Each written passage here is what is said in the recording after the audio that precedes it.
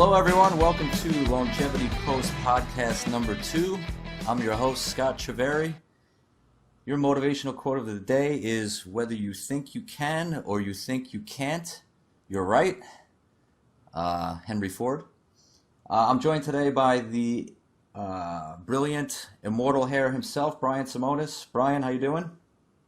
Very well. How are you doing today? I am fantastic, thank you. Okay, so this is our second podcast, Brian. So our topic today is hair loss again. Now, as a follow-up to our first podcast, we discussed last time the origins of the famous Immortal hair supplement regimen, particularly the core supplements in the regimen, and we also discussed the origins of the natural hair regrowth forum itself. And so for today, as a follow-up to that, I wanted to talk a little bit more about some of the ancillary supplements in the regimen. So I think the core supplements that we discussed last time were Clonia cava. We talked about trans resveratrol, curcumin, alpha-lipoic acid, krill oil or omega-3 fatty acids. Is there anything that I'm missing? Or those? Also vitamin D. And vitamin D. Oh, and vitamin K2. We talked about yes. Weston A. Price's Activator X or vitamin K2. Okay, so those are the kind of the core supplements to the regimen. Now, if people really want to throw the kitchen sink at their hair loss problem, there are other recommendations that you have. So I kind of wanted to get into those today. So what's the first one you want to talk about? Okay. Well, the first one I think we'll get into is they call it a vitamin E family, known as Tocotrienols, and that also comprises the tocopherols. So tocopherols are your basic vitamin E.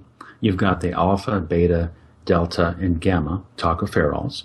And then you have another 4 isomers known as the tocotrienols, and these are 30 times more powerful, if you will, than the typical vitamin E most people are familiar with. So you have an alpha, beta, delta, gamma tocotrienol, and all of those have their own unique attributes to them. You don't really want to isolate one fraction or isomer of vitamin E. Typically you'll see on a very cheap supplement, maybe something called DL tocopherol.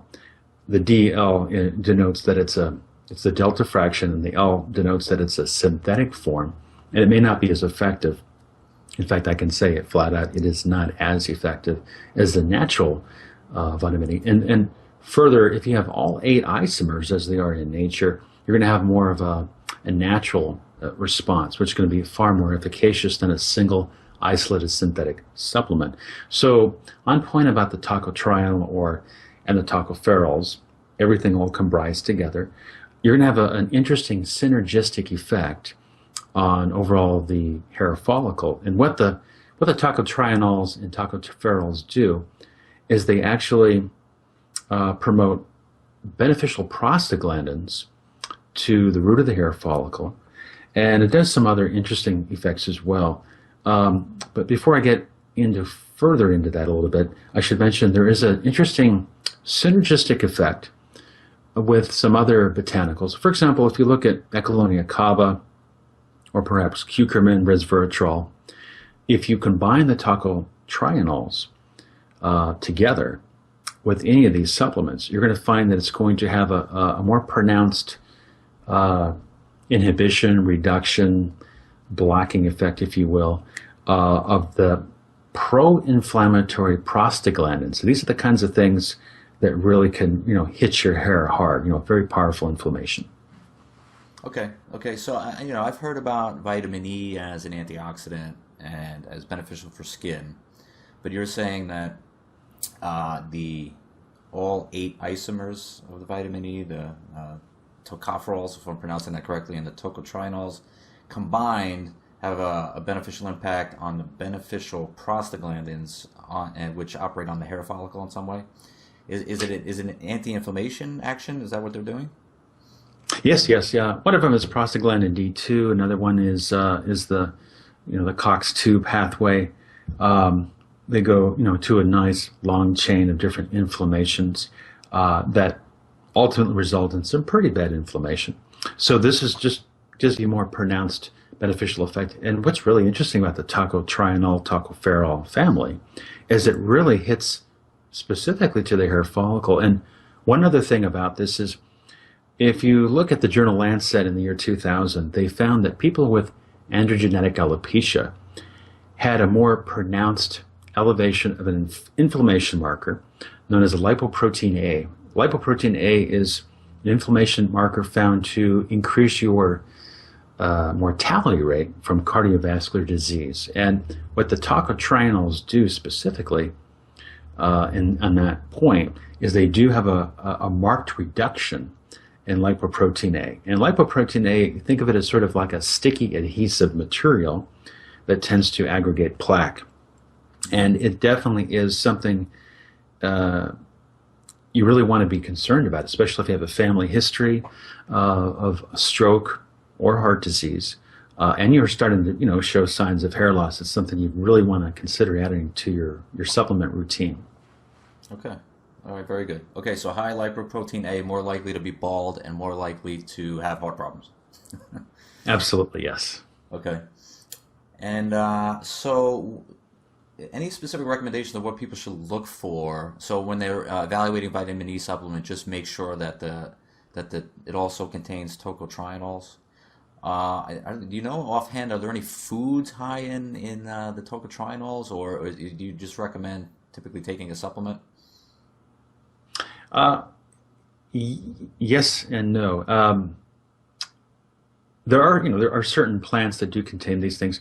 One of them is called annatto, another is called palm oil. Palm oil, yeah. Okay. Palm oil is probably the more well-known source of the tocotrienols. Problem is, I don't know anyone that really, let's say, adores the taste of palm oil. I suppose it's. I don't know that it's that easy to find either. So when I Yeah, go to it's the not store, I always. don't see palm oil on the shelves.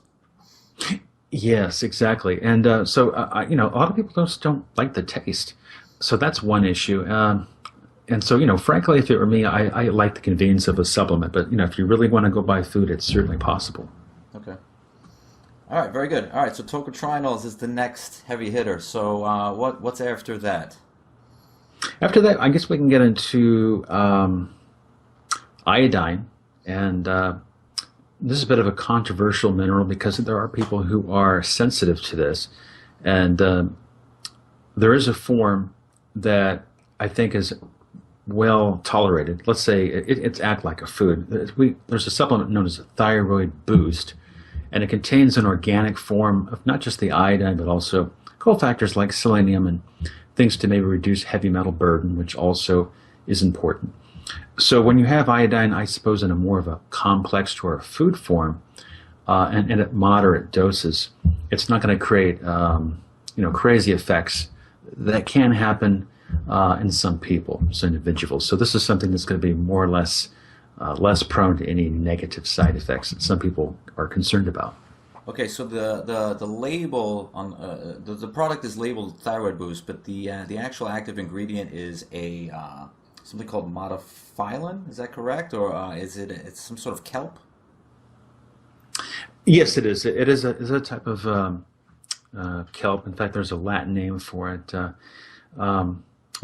Sort of a bit of a background on this is during the Chernobyl meltdown, which was around, I believe it was 1986, if my memory serves me correctly. You had, this substance was used to protect children and many other people from radiation poisoning. And so it had an effect of just dealing with the radioactive isotopes, and it has a very profound effect of protecting all the glands, not just the thyroid. A lot of people, when they associate iodine, they think of the thyroid. It's really all of the glands, and all the glands actually need some iodine. Anything that secretes a fluid actually uses more iodine. The ovaries in a woman, they need more iodine.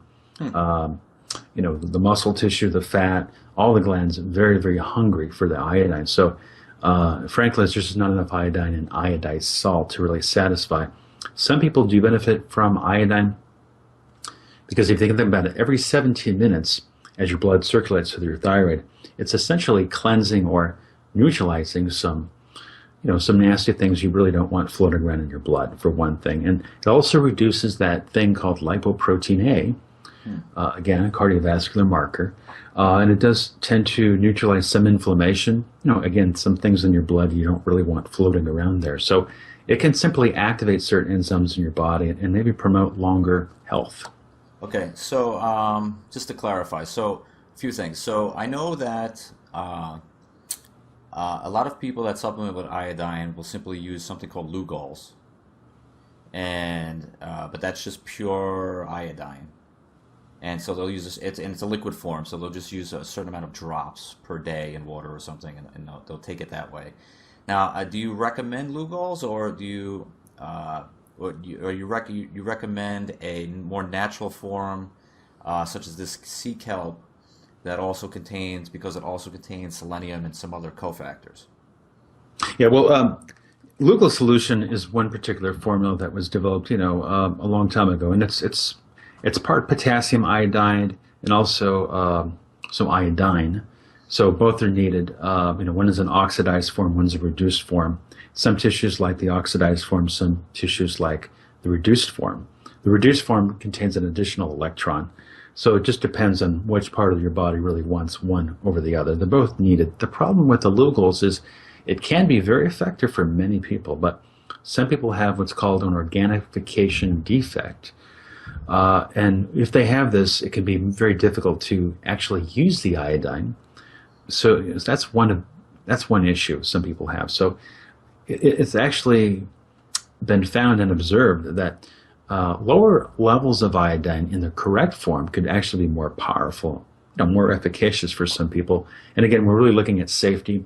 There are some rare side effects that can be associated with iodine use, maybe not for the reasons that many people say, but suffice to say, it's better to err on the side of caution with a more accepted form of the body knows what to do with. Okay, I got you. So, so the organic concentrated sea kelp extract you recommend. So, I get that versus Lugol's, but what are some of the specific mechanisms of action that actually are beneficial for hair? You mentioned lipoprotein A. Is there anything else that that is beneficial? Like, why is this on the top 10 supplements for hair loss? Okay, that's a great question. And I should mention, yes, as you said, there is a 40-to-1 extract, so this is not just your basic seaweed, and it does have some heavy metal binding attributes, if you will, that I think are really exciting in of itself. And we'll have to get into that a little bit later. But so what makes the organic form of iodine interesting, along with some of the other constituents like selenium and other cofactors that make it simply work better, is if you look at the different hormones in the thyroid itself, there are certain inflammation mediators or things that create inflammation. One thing is called transforming growth factor beta.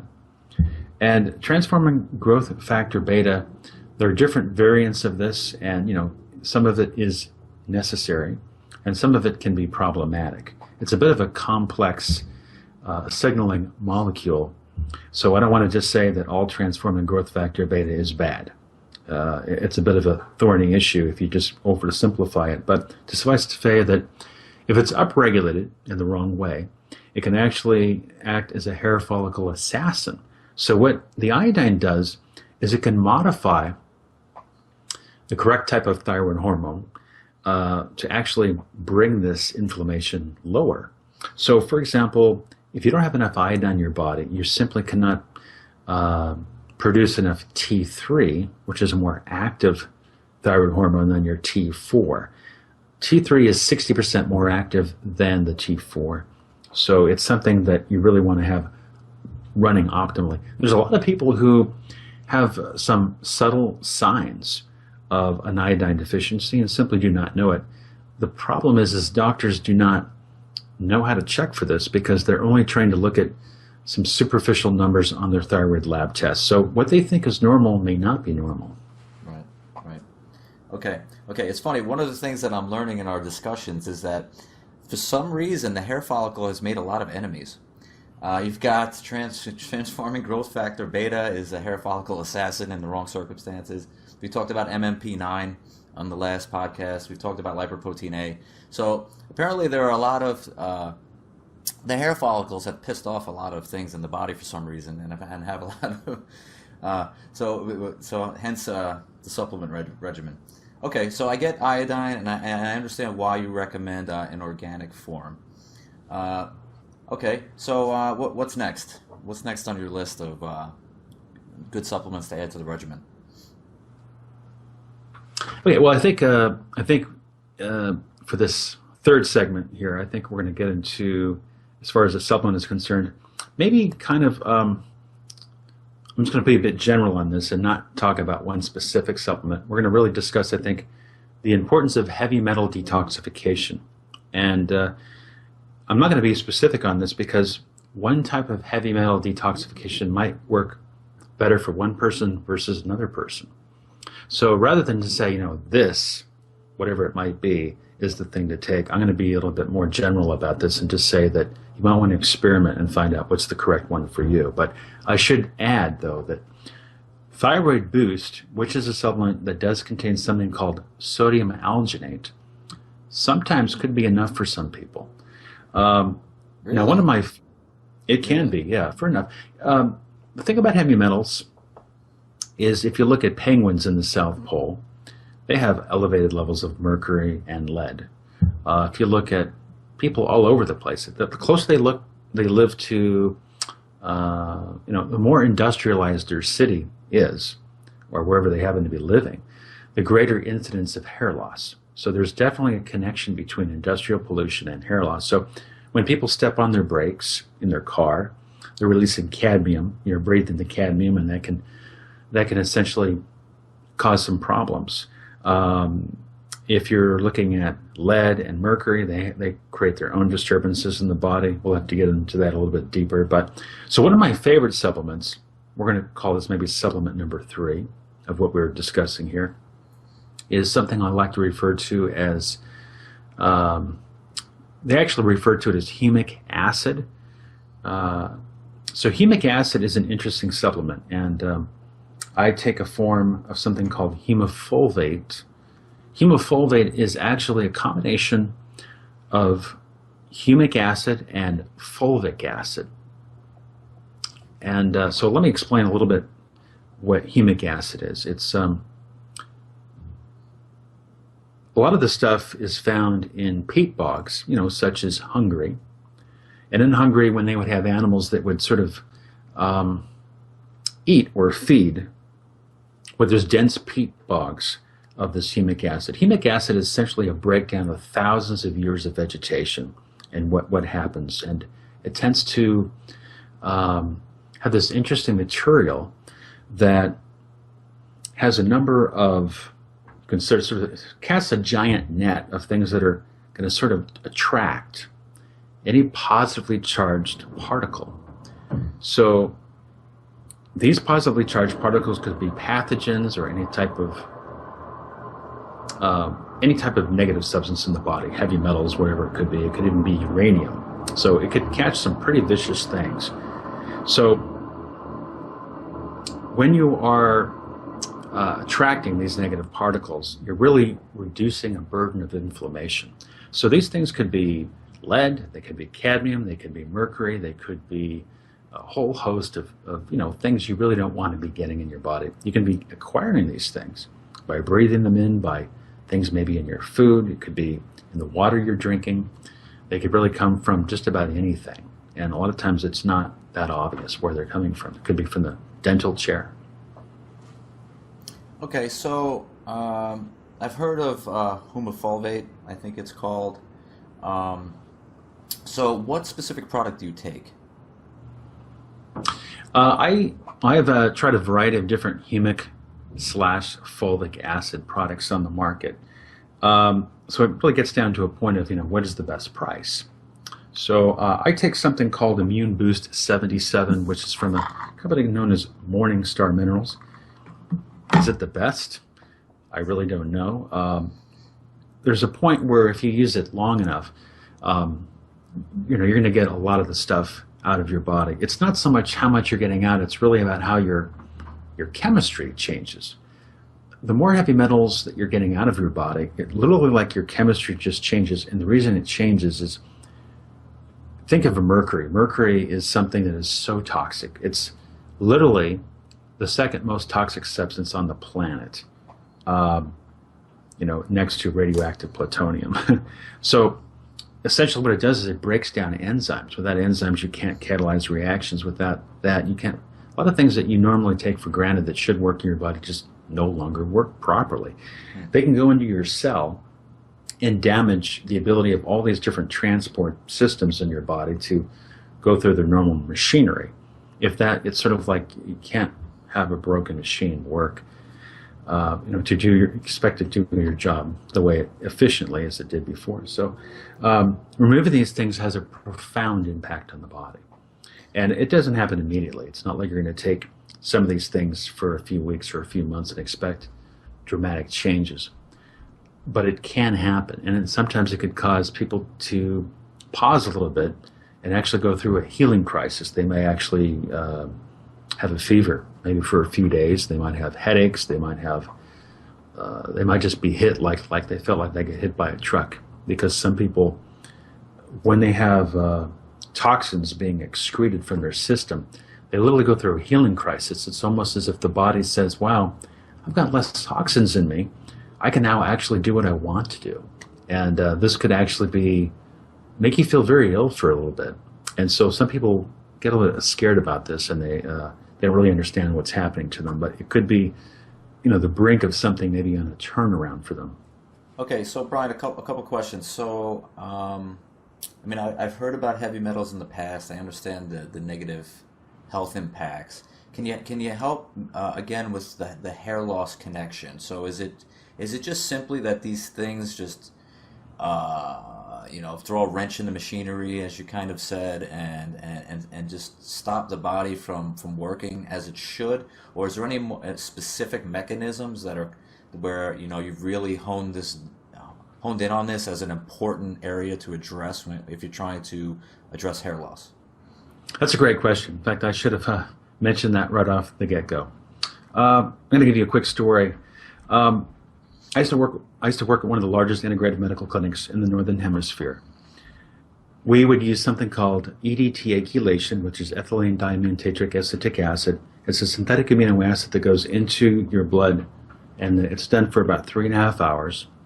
And basically what it does is designed to bind to calcium and lead, specifically for those two things. And what I would find is in some people, spontaneously 6 months later, you might have a thickening or increasing density of the vellus hairs and the terminal hairs. I thought that was pretty miraculous.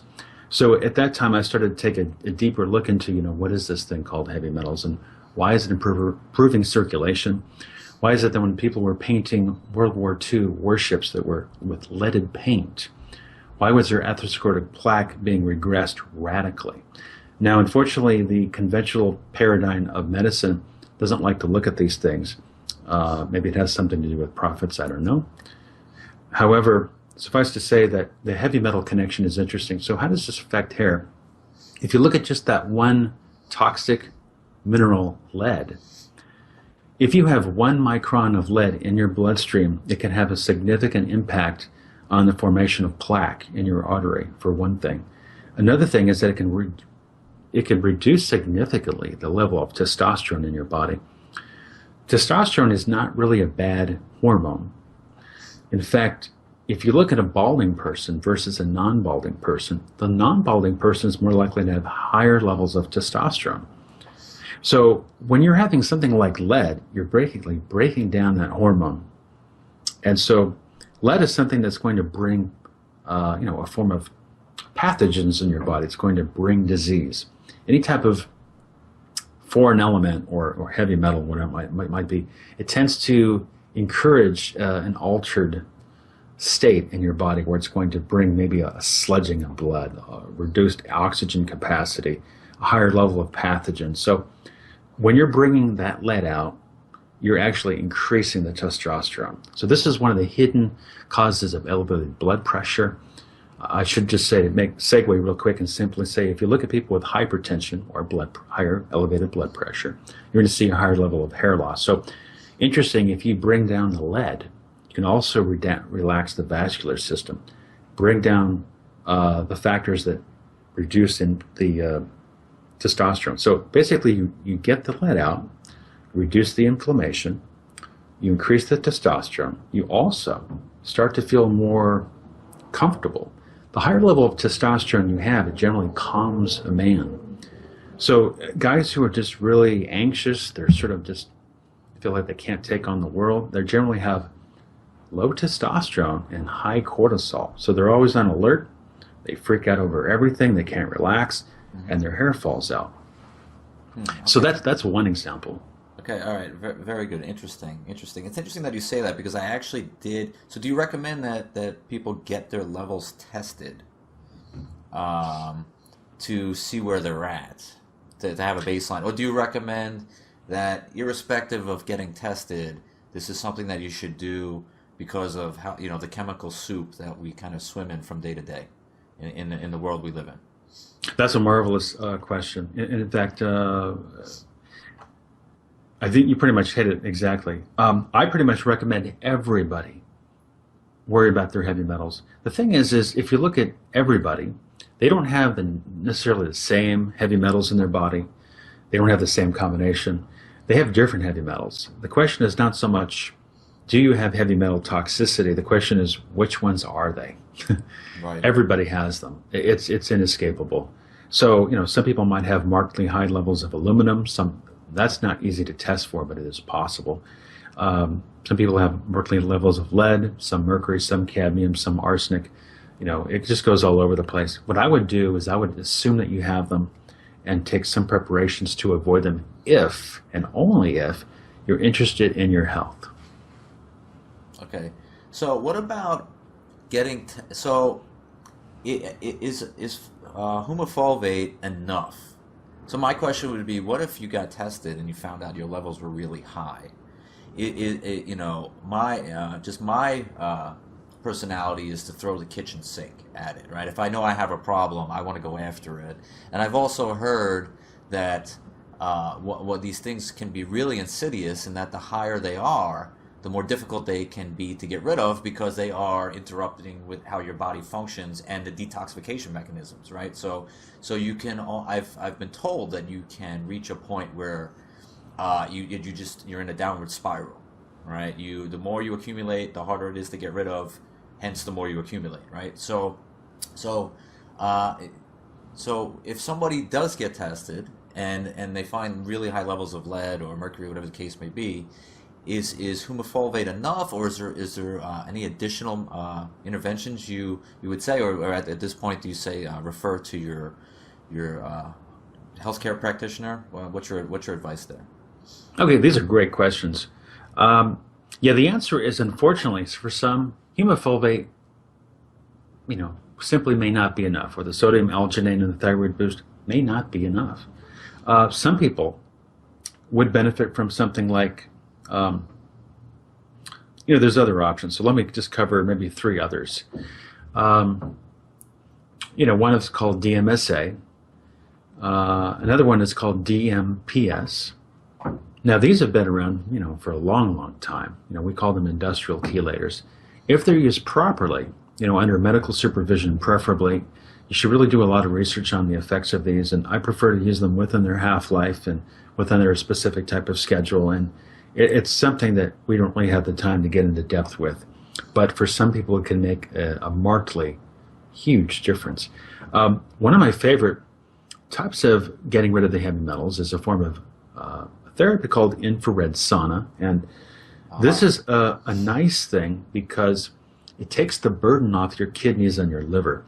Unlike DMPS or DMSA, your kidneys could really take a hit. And also, there's something I should mention that is in the realm of heavy metal detoxification, there's also retoxification.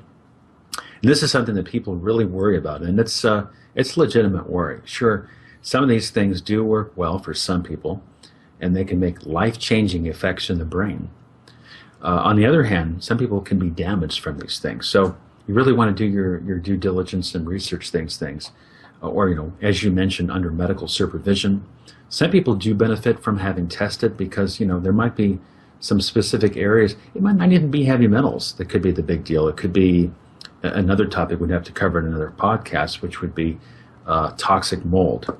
So there's a lot of things that could, be some surprise imposters that they're just making your hair loss fight much harder than it ought to be. Okay.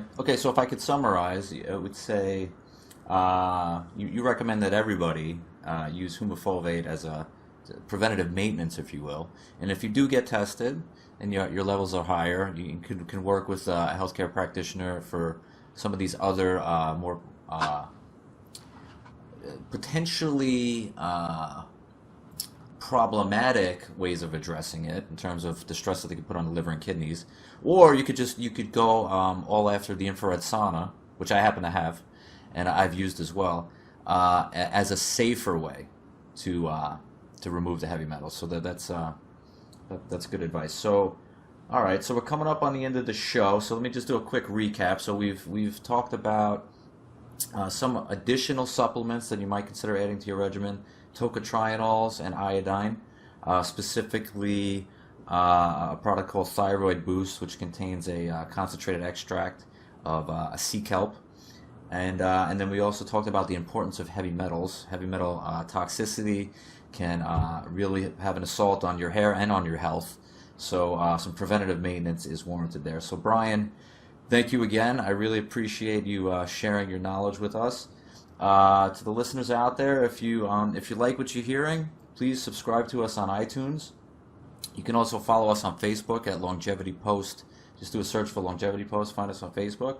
If you have any specific questions that you'd like Brian to answer on the podcast, we encourage you to go to the Longevity Post video channel on YouTube and just write those questions in the comment section, and Brian will be happy to answer them for you. So Brian, thank you again. I think on our next podcast we'll get into some more lifestyle interventions on what we can do, and some other perhaps hidden causes of hair loss that we haven't talked about yet. All right, folks, thanks, and we'll see you next time.